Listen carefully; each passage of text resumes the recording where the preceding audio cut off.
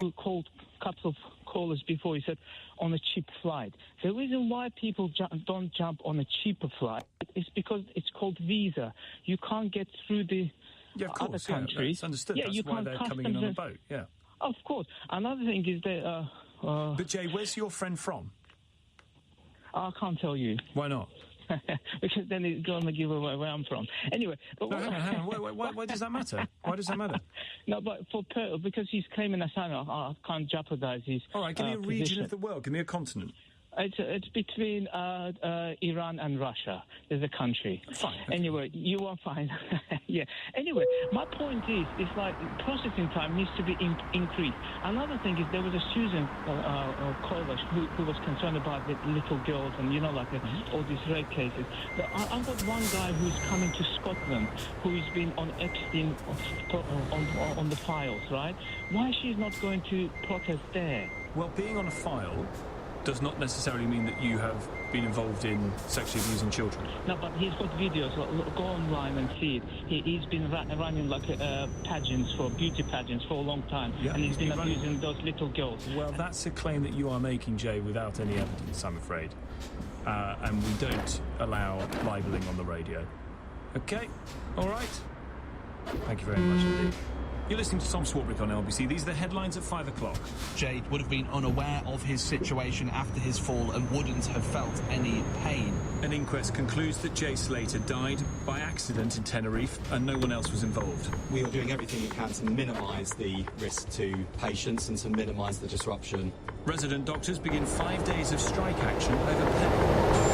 Prime Minister tonight, we'll be talking about the trade deal that we made. I'm sure he is, but President Trump sets off for Scotland to open a new golf course and... There's a real complexity and grey area around so-called harmful content.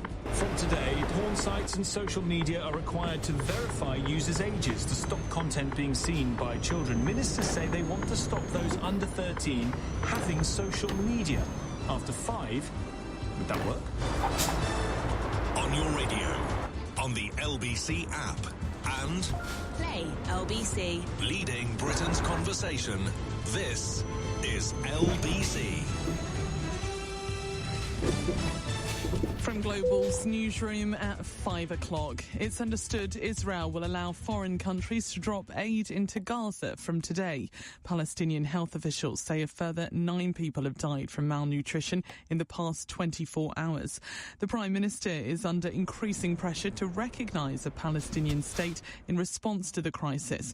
Chair of the Foreign Affairs Select Committee, Emily Thornberry, has told LBC we need to do it sooner rather than later.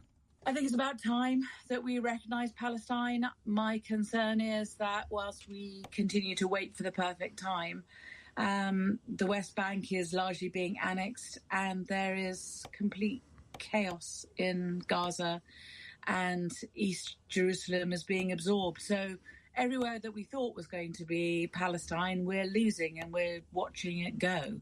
Israel says doing so would reward terror. The Top Boy actor Michael Ward has been charged with rape and sexual assault. The allegations against the BAFTA award winner relate to one woman who claimed to have taken place in January 2023. He'll appear in court next month. The Home Office says it's working to restore order after a council voted unanimously to urge ministers to close a migrant hotel in Essex. There have been disorder and demonstrations outside the Bell Hotel in Epping for longer than a week. The protests began after a man was charged with sexual assault. Reform councillor in Epping, Councillor Jamie McIver, has told LBC he hopes the government is taking notice. It shouldn't take emotion at full council. They should just recognise the fact this hotel's in an unsuitable location right next to a school, and I sincerely hope that they will act. I fear they won't, but ultimately what was lovely to see last night was, despite different political parties being elected to the chamber, there was a unanimous vote to ensure the hotel is closed, and I think that should be recognised, and the government should certainly listen to that and take note. A coroner says there were failings in the provision of former England cricketer Graham Thorpe's care in the months before he died.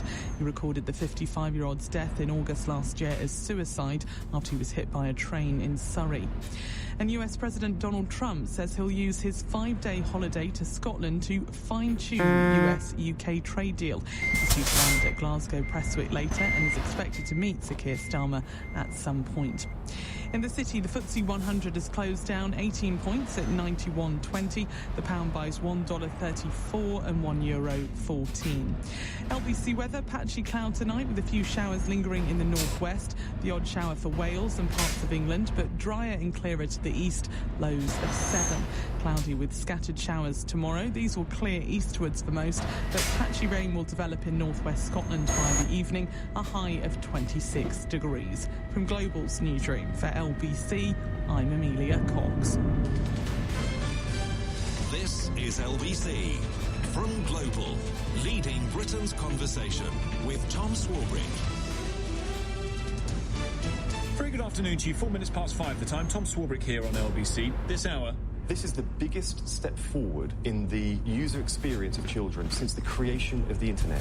Today really does herald quite a big change in how you use the internet. From today, you are going to have to register with various websites, social media apps, porn websites, and the like, in order to prove that you are over the age of 18. 6,000 porn sites now require you to prove that you're over 18. Reddit appeared to have put checks in on individual topic-based subreddits, such as those dedicated to discussions about things like alcohol.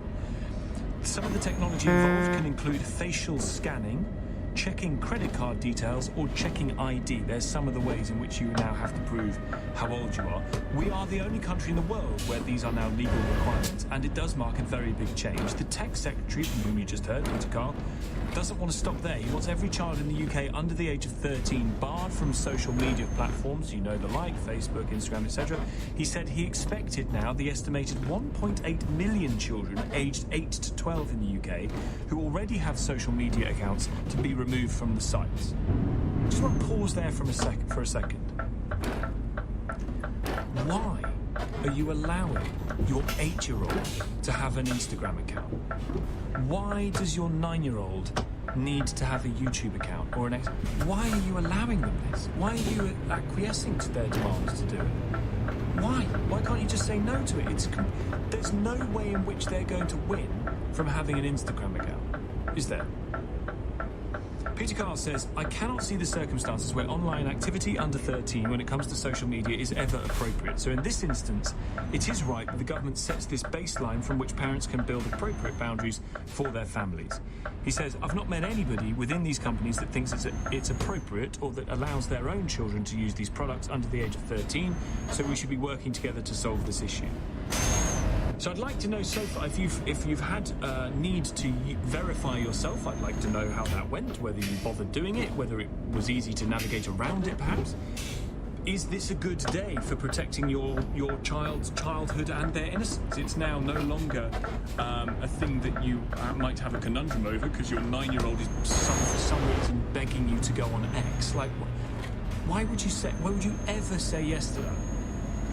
But now you don't have they won't be able to do it. So in a way, decision out of your hands. Is that something that you think is a good idea?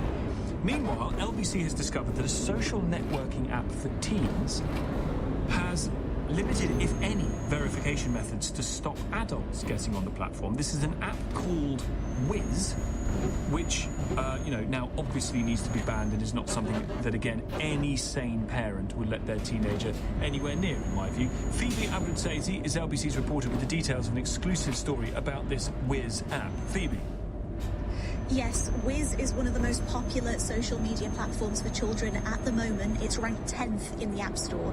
Developers say it's been designed exclusively for teenagers with strong moderation and AI age verification system designed by the company Yoti, which also designs systems used by the Home Office and NHS. But our investigation has shown adults are slipping through its safety checks to contact children. A 22-year-old reporter was able to register for an account, and the app gave him access to to profiles of children as young as 14. As you know, there are disturbing consequences when adults gain access to spaces that claim to be child-only. In the last month alone, 2 men have been jailed for sexually abusing young girls they found on Wiz. Shabazz Hussain is serving 9 years for grooming a girl on the app. He started speaking to her when she was just 12 and raped her when she was 15. And in Scotland, Stephen McMillan has been locked up for 20 months after sending graphic messages to a 13-year-old he'd met on the app. He's now appealing that sentence. When we alerted Gregor Poynton, Labour MP and chair of the cross-parliamentary group on children's safety, to our findings, he called for the app to be banned as it's become a magnet for predators. There's sort of no protections, no age verification process is probably strong enough to make sure that bad actors aren't on that app alongside teenagers and children, frankly. So, to my mind, I just think that ultimately, can we make that app safe for children? Just doesn't sound like we can. Therefore, I'm not sure that we need it. I would go further on that, and I would look to ban that. Wiz insists their age verification tools are over 99.9% accurate, but our reporter still got through and saw content that would concern any parent, like discussion of sending inappropriate photographs. Earlier, Nick Ferrari spoke to Technology Secretary Peter Kyle about our exclusive. Well, for today, at least they're acting unlawfully. If that is a routine experience, they can expect Ofcom, our regulator, to start enforcement action against them. They've been linked to 2 convictions of child sexual abuse. Do you not think we need to take a close look at what this second state? Well, it sounds like we do. Wiz has been removed from app stores before after warnings about predators blackmailing real teens for explicit images. After adding new features, it was reinstated and was downloaded more than 300,000 times last month alone. Dame Melanie Dawes, Ofcom's chief executive, has told us her team will now look into the Wiz app. Just to say, look, we really welcome investigative journalism and thank you for looking into this. We'll take that one away. I don't know whether my teams are already onto that. But a dating app like that that's for teenagers should be following our anti-grooming measures. So they should be making sure that adults cannot contact them unless they're already part of their network. Wiz told LBC it verifies all profiles, uses automated tools to scan for abuse, and believes it safeguards and put it at the forefront of the industry. But the question now is whether those promises are enough or whether regulators will have to step in. Phoebe, thank you. Phoebe Abruzzese, LBC's reporter with the details of that story. They obviously don't, do they, this Wiz, whoever they are? They obviously don't have good verification checks, otherwise a 22-year-old would not have been able to pose as a 14-year-old and get in there. I mean, can you... Again, why on God's green earth would you allow your young teenage son or daughter to go anywhere near this kind of thing? Why the hell would you allow your child to go near a social media dating profile for 12 and 13-year-olds? I honestly think it is actually grotesque that these things exist. How about your 10 or 11-year-old goes out and kicks a ball around and bumps into their mates, or they go and, I don't know, go on their bike or whatever. It's insane. Bruce Dacey is a former European Vice President of Twitter and former UK Managing Director of YouTube. Thanks for coming on, Bruce. Let's come back to these checks that are now coming into place. Do you think they're a good thing? I think it's going to be a really positive step forwards. I think for a long time, a lot of us have wrestled with the idea that young people have been exposed to the induction into the internet in a very unregulated way. That some of the stats that Ofcom released suggest that 1 in 5 9-year-olds are exposed to adult content. And I think it potentially is quite disorientating, which is probably quite trauma-inducing for young kids to be exposed to it. Yeah, the raw part of the internet. Yeah, and I think the average age that they said that young people were exposed to pornography was 11. So, you know, it's incredibly common. And if you chat to any Gen Z person who's grown up in the era of the internet their whole life, they frequently talk about seeing nudity, beheadings before the age of 10. So I think we've known for a long time that we've wanted to clean up some of the worst excesses of the internet, and hopefully this sets us in that direction. Is it going to work in that it's going to prevent people who are underage from getting onto these sites? Or, I mean, I've already got people texting me saying, oh yeah, the workaround's very straightforward. Yeah, but that's the challenge. So look, there's a couple of different things. Ofcom have enabled the companies, and look, there's no shortage of suppliers of adult content. They've enabled the companies that are doing this to create their own regulations. So some of them are claiming to scan your face, some of them are asking for ID, others are saying that they've got an algorithm that can work out how old you are. Of course, the danger is that we often know that some of the more nefarious parts of the internet are run by disreputable organisations, and of course there's a chance that someone might set up a website saying load in your ID to be verified, and who knows where that ID has gone. So that could have been got around if they'd have used a single source of verification, some sort of Google or Apple to verify that you're a certain age. So I suspect there's going to be a few unexpected consequences. It could work. What it could potentially set up, you're exactly right, young people are very adept at downloading VPNs and getting workarounds. And look, maybe we'll find that it's only 15 or 16 or 17-year-olds that are broadly doing that, so it's okay. The next, I guess, step might be is there is a growing call for people to say, well, maybe we should age-gate social media. And if this does work, then conceivably it could lead to social media being age-gated. You mentioned it in the introduction there, but maybe we do reach a point where we say no under 16s on Instagram, for example. Yeah. And this could be an interim step. It's going to be interesting to see how it plays out, because I suspect there'll be some degree of annoyance that people feel that their internet usage is being policed. Ofcom, Peter Kyle, who's the minister, seems like he's trying to make a name for himself in terms of some of the things he said in the last 24 hours. So I wonder if we will see... Right. I'm sorry, he might be trying to make a name for it. Yeah, I think he's absolutely right. There is no circumstance in which it is appropriate for a 12-year-old to have an X account. Just isn't. Yeah, clearly at the moment that's not against the law. So there could be a confrontation coming with Elon Musk. There could be a confrontation coming with Reddit or some of the other sites that wouldn't necessarily see themselves as principally pornographic, but they do have adult content there. So it's going to be interesting how it plays out. I've only been using X, Twitter today. I've not seen any age request on there, but it's going to be interesting how those sites that don't see themselves as broadly being adult, how it's going to impact them. Bruce, appreciate it. Bruce Daisley, former European Vice President of Twitter, former Managing Director UK of YouTube. Presumably the age verification checks on social media, because I've gone on Instagram and X today, are only for new accounts. Very hard to do it for every single account that exists on there. So if you're already set up your 13-year-old with an X account, you idiot, then they're not going to get checked.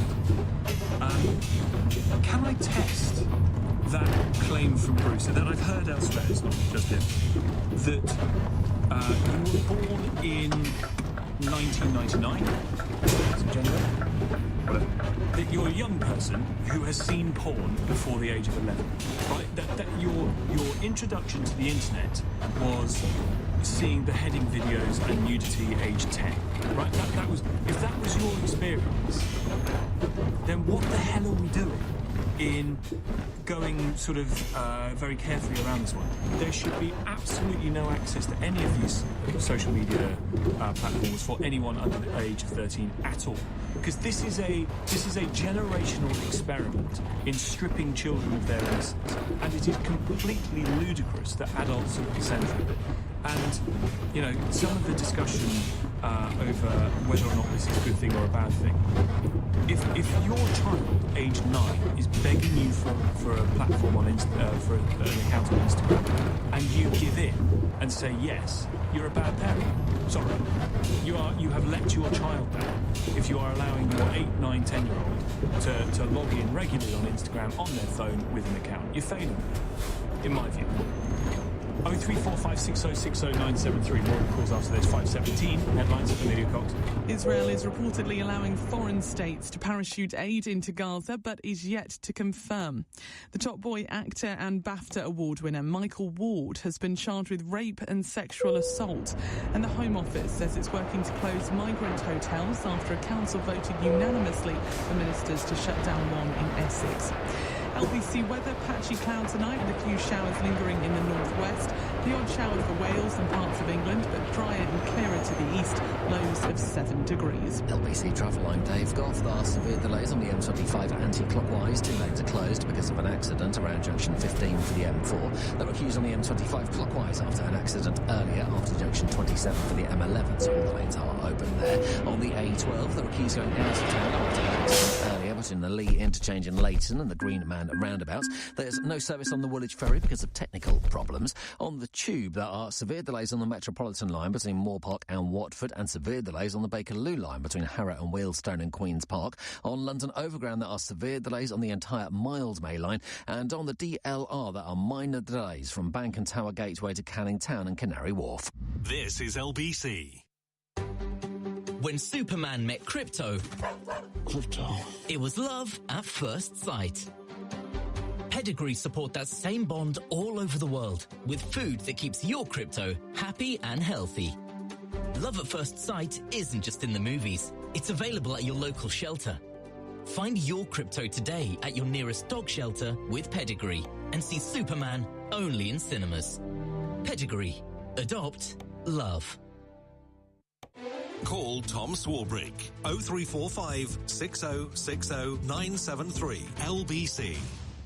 The Hillary Summer Sale just got even better. Get up to 50% off hundreds of made-to-measure blinds, curtains and shutters, plus an extra 10% off everything until the 28th of July. Make the most of your garden, whatever the weather, with 10% off our super sleek pergolas.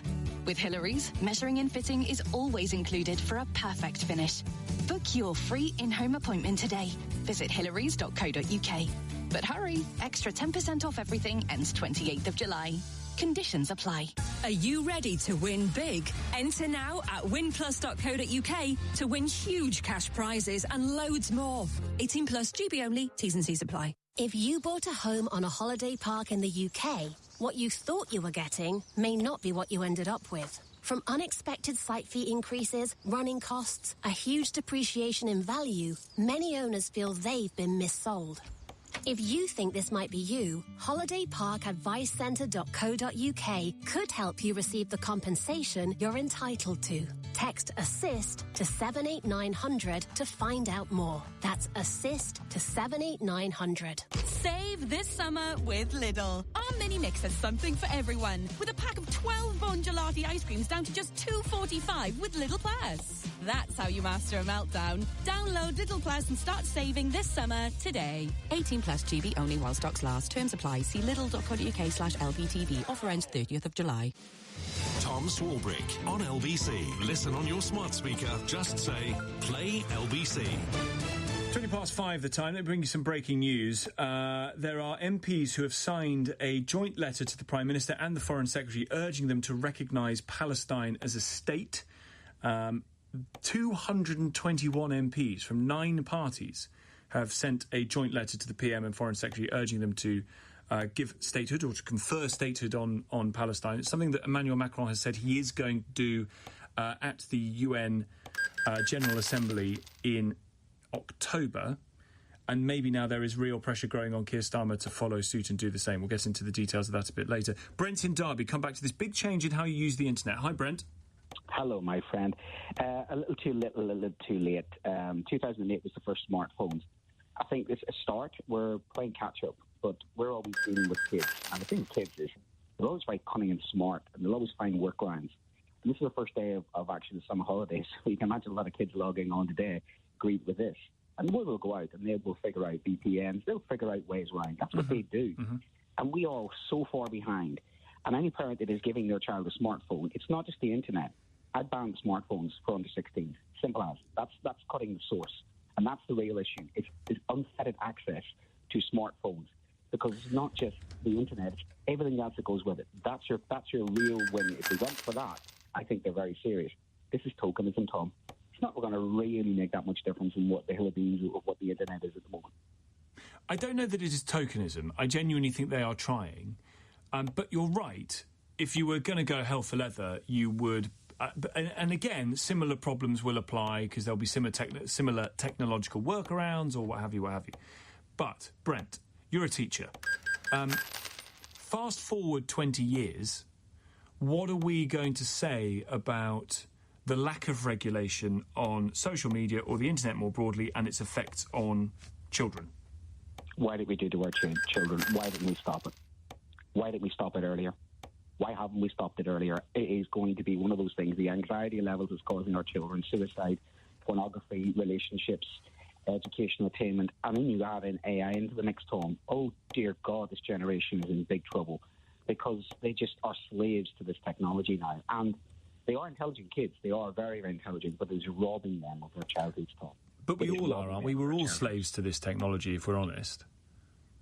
Yeah, we are, and I think the same does apply to adults. I think that we have to have a bit of a reality check of where we're going. You're talking about bad faith actors in your previous story, but the likes of infiltration of the countries. We're always playing catch up to technology, and I think in 20 years' time, we'll look back and say, why didn't we have better regulation? And those saying about nanny state, that's all very well, but when you look at your own children, you look at them straight in the face and say, what are we doing to our children? My parents' generation, it was smoking. They were smokers. Now they look back and they're dead against smoking and they won't smoke around my grandchildren.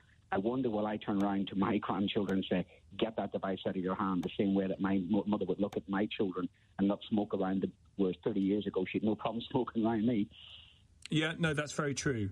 And I guess there's, Brent, thank you, there's also, I mean, I'm getting some people here suggesting, well, actually, when I was growing up in the 70s and 80s, I saw porn at a young age as well. It was just in a different form because someone had a magazine that you buy from Doris in the shop, all very embarrassing, but you get it. Do you know what I mean? Like, it was still in existence. It's just in but there's just so much of it, and it's so easy to access, and there is no Doris or whatever to do the check at the till.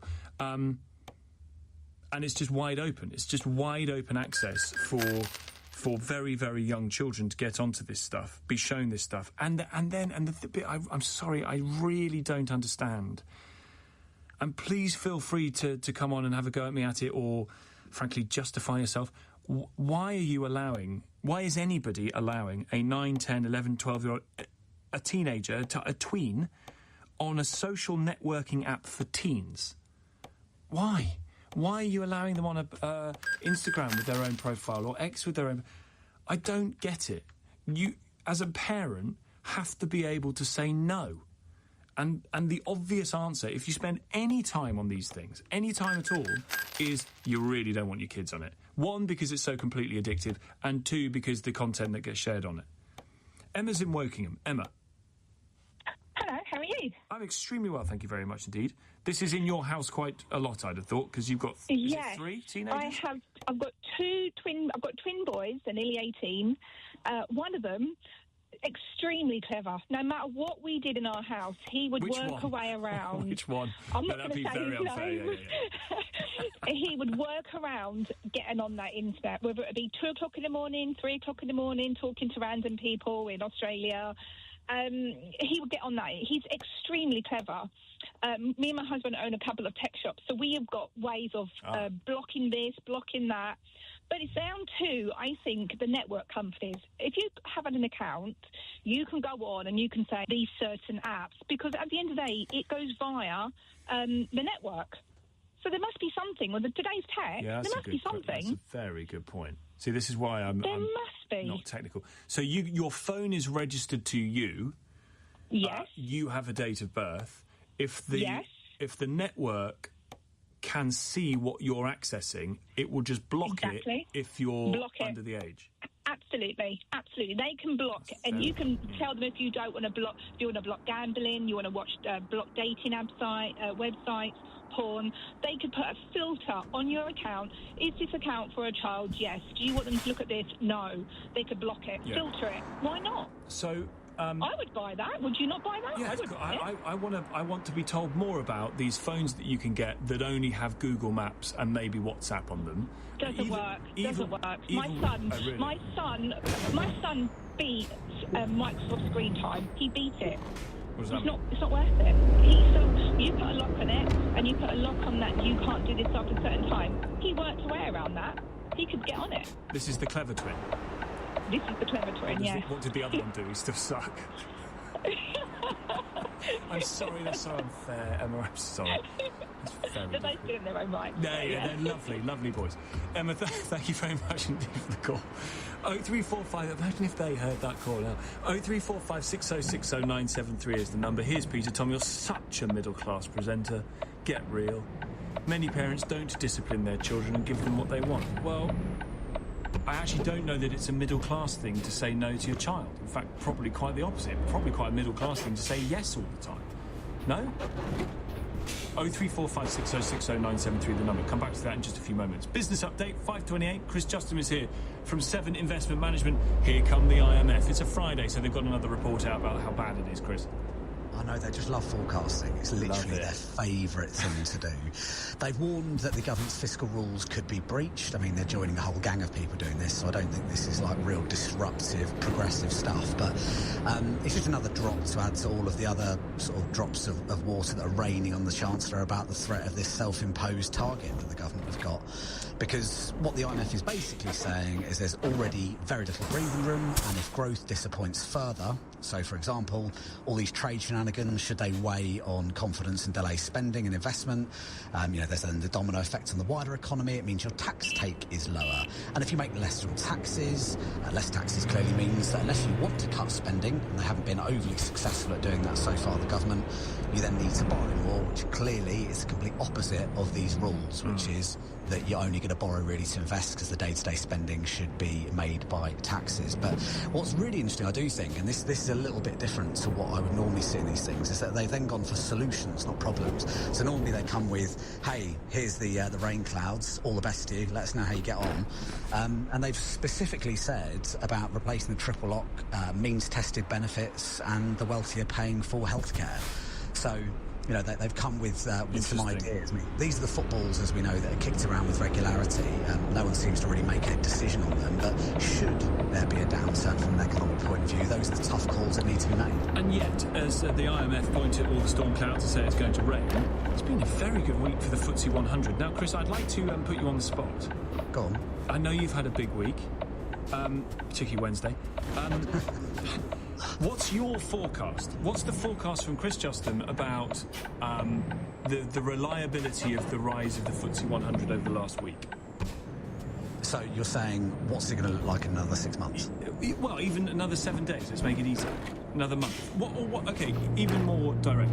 What are the trends that are shaping the ATHs, the all-time high of the FTSE 100? Well, it's certainly nothing from a macroeconomic point of view, i.e. what's going on with trade wars and economic growth globally, because the developed world is looking anemic from a growth point of view. Yeah. This is about companies coming out and their earnings being better than anticipated. So from that perspective, should earnings continue to form along that vein, and we've got a lot of old world businesses within the FTSE 100. You've got a lot of tobacco companies, oil businesses, which have clearly done well. Unfortunately, the turmoil, mining. Should they continue, then it's good support. But most people, this is when they say, we should sell at all-time highs. Firm disagree. There are always going to be all-time highs, because if we'd been saying that over the course of the last decade, you would never make any money. But look, right now, you never know what's going to be around the corner, and this is when people like me look like idiots. From my perspective, you've got good businesses continue to demonstrate good results, and if they should continue to do so, and we don't have any black swan events, then we'll take these wins. We certainly will. Chris, thank you very much indeed. Chris Justin from 7 Investment Management. You're listening to Tom Swarbrick on LBC. Coming up, we are doing everything we can to minimise the risk to patients and to minimise the disruption. Health Secretary Wes Streeting promises to keep the NHS services running as resident doctors go on strike today in England. We'll get more details about the effect of those strikes day one. After the 5:31 news headlines, Amelia Cox. It's understood foreign countries will be allowed to drop aid into Gaza. The Israeli military is yet to confirm the reports, as Palestinian health officials say a further 9 people have died from malnutrition in the last 24 hours.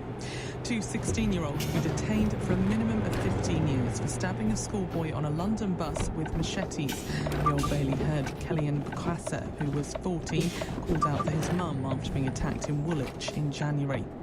And the BAFTA-winning actor Michael Ward has been charged with rape and sexual assault. The 27-year-old is due in court next month over the allegations, which relate to one woman and date back to January 2023. LBC weather, patchy cloud tonight with a few showers lingering in the northwest. The odd shower for Wales and parts of England, but drier and clearer to the east. Lows of 7 degrees. This is LBC.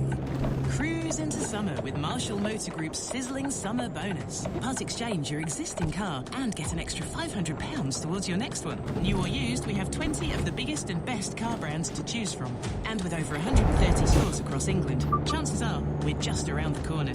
To find your nearest store and get your sizzling £500 part exchange bonus, visit marshall.co.uk today. Marshall, great cars, right up your street. Offer ends 3rd of August, terms apply. See marshall.co.uk/bonus. Listeners, we interrupt the airwaves to share an incredible discovery. The reason why Britain hasn't been so great of late is because the country hasn't been eating enough Weetabix. We must get to work in rebuilding Great Britain, Bix by Bix. By delivering Weetabix to whoever plans the traffic diversions, to delivery drivers who can't seem to find your house, and people who don't stack the dishwasher properly.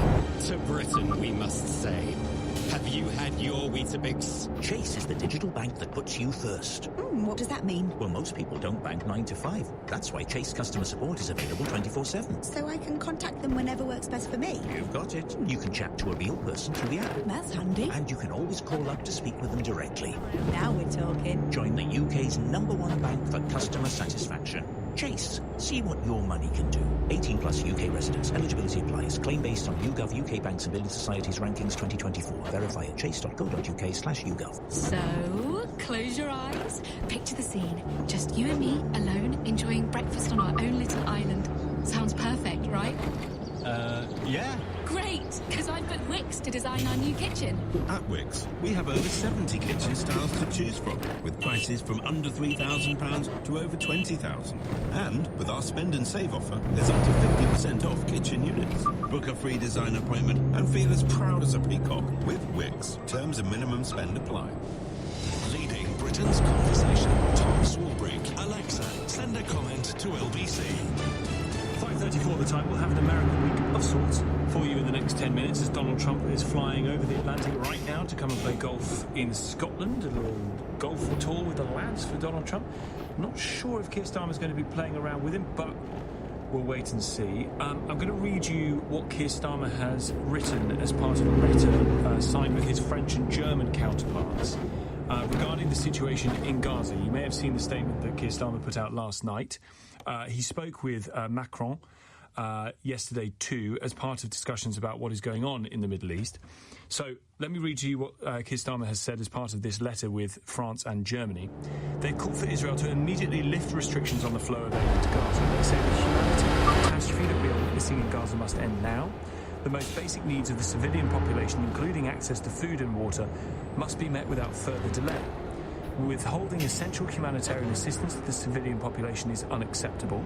We call on the Israeli government to immediately lift restrictions on the flow of aid and urgently allow the UN and humanitarian NGOs to carry out their work in order to take action against starvation. Israel must uphold its obligations under international humanitarian law. The Prime Minister also saying that recognising a Palestinian state should be part of a great pathway to peace. You'll note, we broke it a little earlier this hour, that 220-odd MPs from 9 different parties have signed a joint letter to the PM and the Foreign Secretary urging them to recognise Palestine as a state in its own right. I wonder if the Prime Minister describing it as a pathway to a lasting peace means that as a stage post on the way to that, he is going to fall in with President Macron and declare that Palestine is a state. Nick's in Lewisham. Let's come back to the online protections that have kicked in today. Hi, Nick. Hi, Tom. One thing that I was thinking is, and I run a tech company, so it's kind of part of my space, was that, requiring service providers to do verification is onerous. You're going to have many different implementations, as you've discussed, and they're going to be varying quality. What you could have is the government providing the service. So you would log on to your government gateway account, which you get issued at some point, and then you request which could also come from an app, similar to an authenticator app, like Google Authenticator. And then you use that code on the site, either when signing up or each use or periodically. And you would make, if you're a government login, you'd make it an event to show your login to the government portal. Now, the point is, this gives you a single service, it's implemented once, and it's essentially trivial for a provider to integrate it on their website. It's something you could do in a day. So you've got, guaranteed consistent quality and a reliable service. You know that the user who is using the code has been age verified. But, the government are coming up with legislation, but they're doing nothing to actually help providers implement services. That's very interesting. So the state does have to play a role more than just telling the providers what to do through legislation. Yeah, absolutely they should. And we're losing, there's an excellent AI-related site which today is closed to UK users because it's too onerous. Closed? Because it does have adult related content on it as a result of image generation. It's a site for image generation models primarily. But that's a huge loss to the community, and but they are concerned that they can't implement age verification reliably. The consequences are huge, absolutely, if they get it wrong. And also, web developers are notoriously bad about implementing security, and which is why there are so many vulnerabilities on websites. I mean, in a way, I can see why you would say it's a bad thing for the community, but if you can't be sure about what the age of the person coming on the website, and you're not sure that you can build the tech to check that, isn't the safest thing actually for the entire community, particularly the community of children, to I say, I'm really sorry, until we've got the tech up and running, we can't do this anymore, so it's shut. Yeah, absolutely. And their point is, we don't want to screw up because the consequences are bad. They're being highly responsible by closing the portal, and that's absolutely right. But the point is, I think that the government should, and it doesn't need to be the government, it could be a third-party company that's approved, but you shouldn't really have all these different solutions that websites are implementing and potentially getting wrong, as your research has shown very well. There should really just be one centralised service that gets it right. That's very interesting. I wonder if they actually thought about that, or as part of consultations on this had been lobbied on that. Nick, that's a very good point. Thank you very much indeed for the call. Anthony, I'll get to you in just a few moments. 5:39 the time. Next.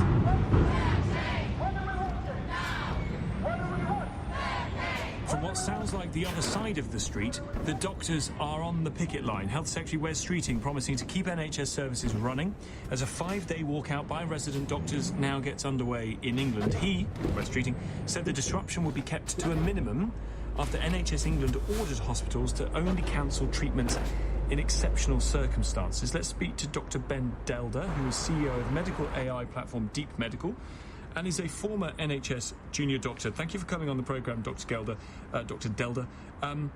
What is your view of your former colleagues taking this strike action, particularly after the recent pay rises? Afterwards. Well, thank you. I think it's a complex situation, right? I think I have mixed feelings. A lot of what is going on resonates with me with my colleagues who are resident doctors. I think we need to be able to look at the problems that resident doctors are facing much more holistically, instead of just pay. Now, some of the key issues that resident doctors in the UK face is the quality and the duration of training that they're currently having to go through. And so we need to look at it as a much more holistic process in order to find a true solution. So are we saying that even if resident doctors are able to get their pay back up to the levels of 2008, actually there's more to it than that, and therefore there could be further strikes, even if they got that pay? Well, I think you've just got to look at the quality of training in the UK and the duration specifically. So to become a specialist doctor in the UK, you could easily be spending somewhere between 8 to 13 years, where in many other countries, like France, it can take up to 3 to 6 years. In Germany, it can take 5 to 6 years. In the US, again, 3 to 5 years. And the quality of doctors in France and Germany and America are not worse than the quality of doctors here. So we've got to start by asking ourselves, what is it like to be a resident doctor? Right now, it feels very impersonal.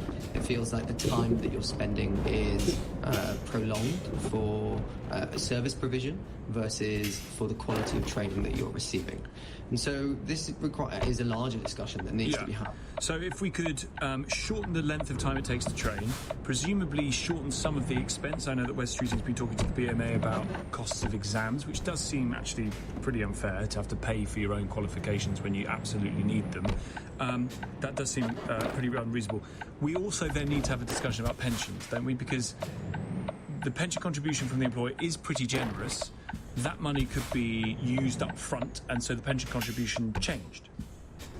Certainly, but I think, a really easy way of solving this is sort of based on two areas. I think if they move to a competency-based approach that allows you to have competition between hospitals to deliver good quality training, and to actually be able to determine the time based on competency, I think that's one real easy win that will allow the more of a holistic approach to what it means. So you have a kind of as you do with universities, you have your top universities who provide the best teaching, the most academic rigour, perhaps. You have that within hospitals for training of resident doctors. Exactly, and so long as you're checking off the relevant competencies, then you should be able to progress. Now, in the UK, unfortunately, you only have one window of being able to apply for residency each year, and so that's why only 37% of the most of last year's resident doctors actually successfully took a training post. Now, 41% were still in the hospital doing another job. So that time that they're spending is time that should be counted for to the consultant that they will end up as. And moreover, what we need to be thinking about is how do we build further resilience into the NHS? Because, strikes are one aspect, COVID is another aspect, but these things are going to come. Yes. And we need to think about how do we make sure that we aren't delivering 1950s style healthcare in 2025. In a sentence, Ben, why did you leave? I think for me, it was frustration at the tunnel of training as being part of it. But also we had started a company at Deep Medical where we were solving a real problem, and the impact that we were able to have was far greater. So currently there are 6 million people waiting for a hospital appointment in secondary care services. There are 12 million appointments which go missed or cancelled each year. And so what we were able to do and build were AI solutions that were able to identify those patients, try to get them in, send them personalised nudges, organise transport, but also help hospitals, deliver the right level of bookings that are available for their clinics. And so it's solutions like this, where there are many other examples in the NHS, that are really what we need to also start to think about. How do we adopt to get that resilience? And alongside that, address some of the more complex issues around training, what it means to be a consultant, what the competencies should be, but also how do we then, in that system, allow for competition to happen? Because that's another key component. As you were describing. Ben, really appreciate it. Thanks for coming on. Dr. Ben Delder, CEO of medical AI platform Deep Medical, former NHS junior doctor. Tom Swarbrick here on LBC. Coming up. Why doesn't he just stay there and leave us all alone? It's causing a hell of a carry on for people who stay in the area. I think it's a disgrace. They're shutting this village down so we can go and play a game of golf. President Trump arriving in Scotland later today. I'm not sure it's the warmest of welcomes. Will it put him off his golf swing? Our reporter is standing by. 5:46 news headlines. Amelia Cox. There is growing pressure on the Prime Minister to recognise a Palestinian state to deal with the growing crisis in Gaza. 2 teenagers have been sentenced to at least 15 years after stabbing a schoolboy to death on a bus in London in January. And the Top Boy actor Michael Ward has been charged with rape and sexual assault. LBC weather, patchy cloud tonight with a few showers lingering in the northwest. The odd shower for Wales and parts of England, but drier and clearer to the east. Lows of 7 degrees. LBC Travel, I'm Dave Goff. There are severe delays on the M25 anti-clockwise from junction 16 for the M40 to junction 15 for the M4 after an accident earlier, so all the lanes are open now. There are queues on the M25 clockwise from junction 26 for Waltham Abbey to just after junction 27 for the M11 after an accident earlier.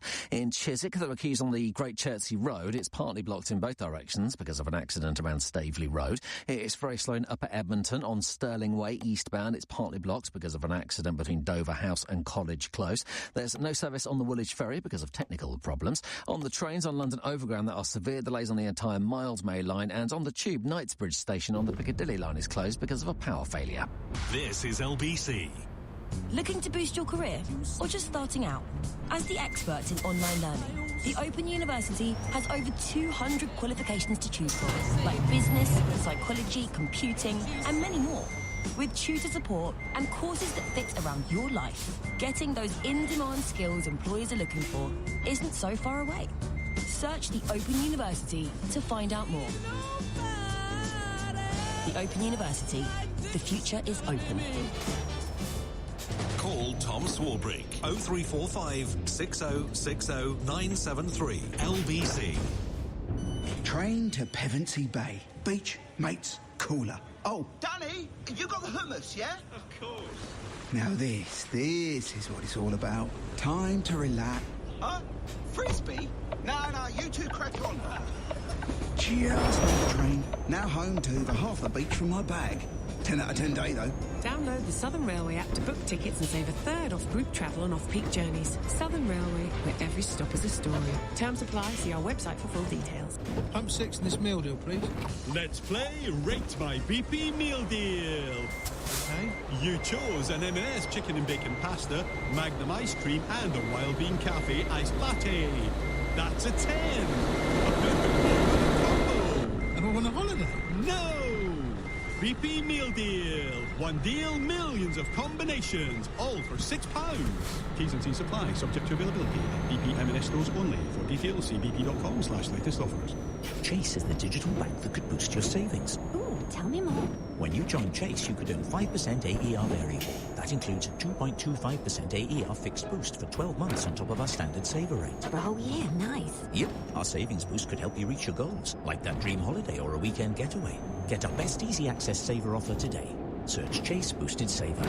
Offer may be withdrawn at any time. 18 plus UK residents available to new current account customers for your first 31 days. Eligibility applies. 4.89% gross. Terms apply. Vodafone's new customer service is a little bit different. It's called Just Ask Once. Message them on the Vodafone app.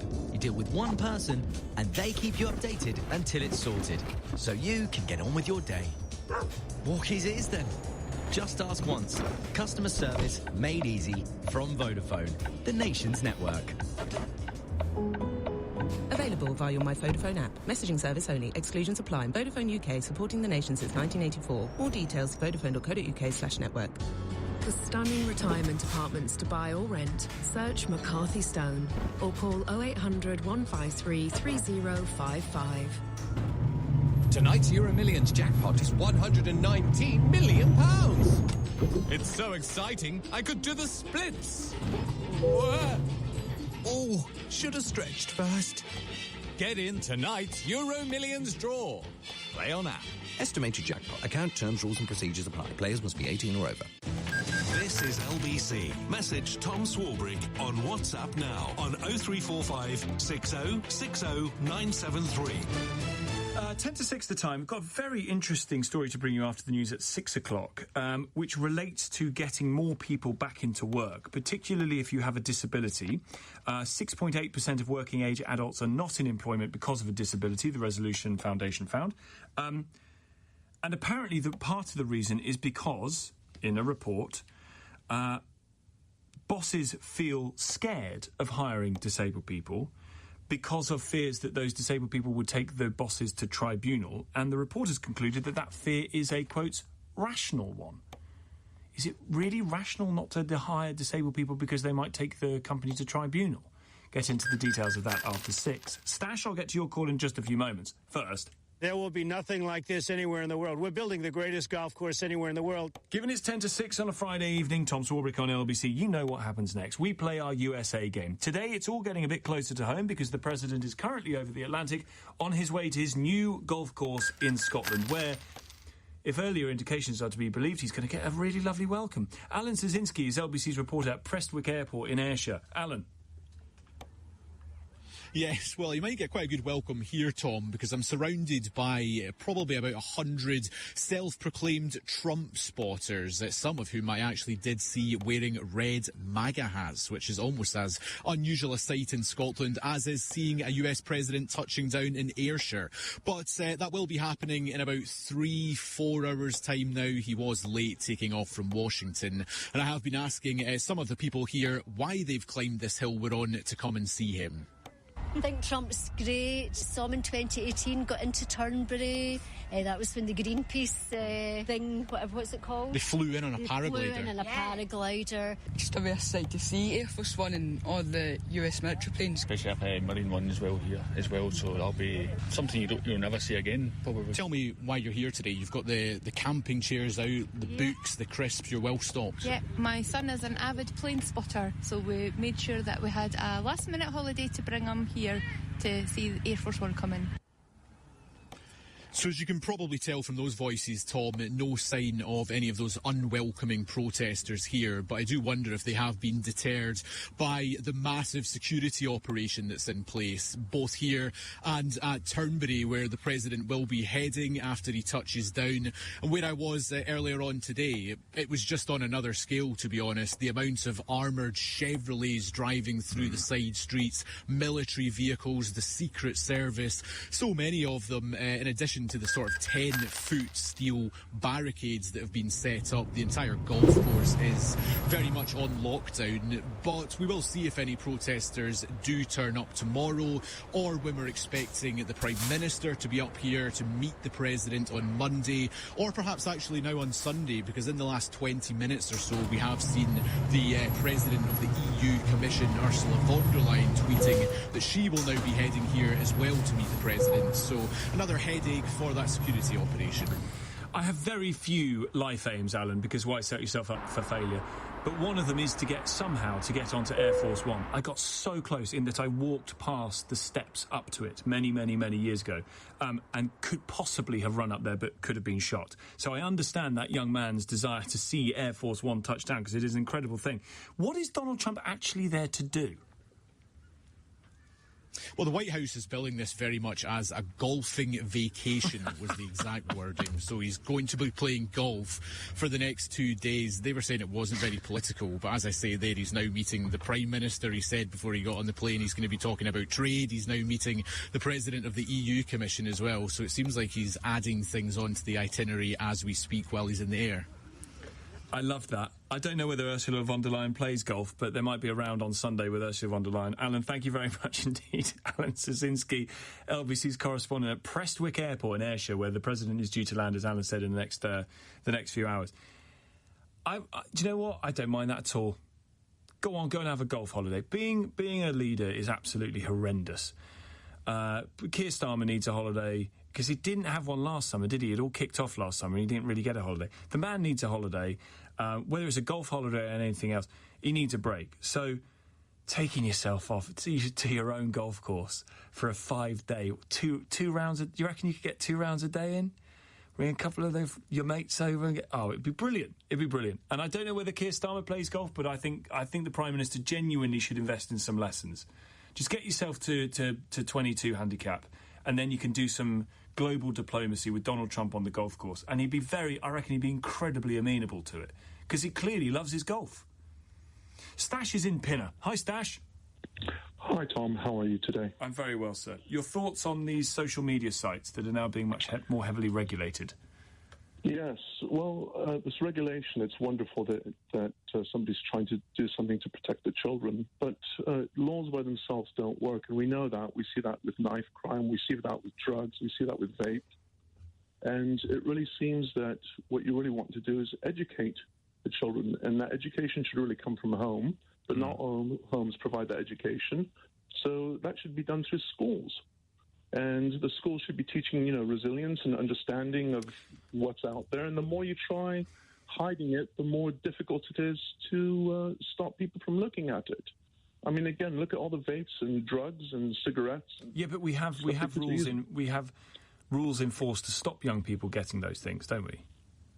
Absolutely. But does that mean that no children get those? No, sure, but that doesn't mean, therefore, it should be a free-for-all. There should be checks done on kids getting onto social media sites, without question, in the same way that if you go into a supermarket to buy, 4 cans of WKD Blue, 4 bottles of it, someone's going to check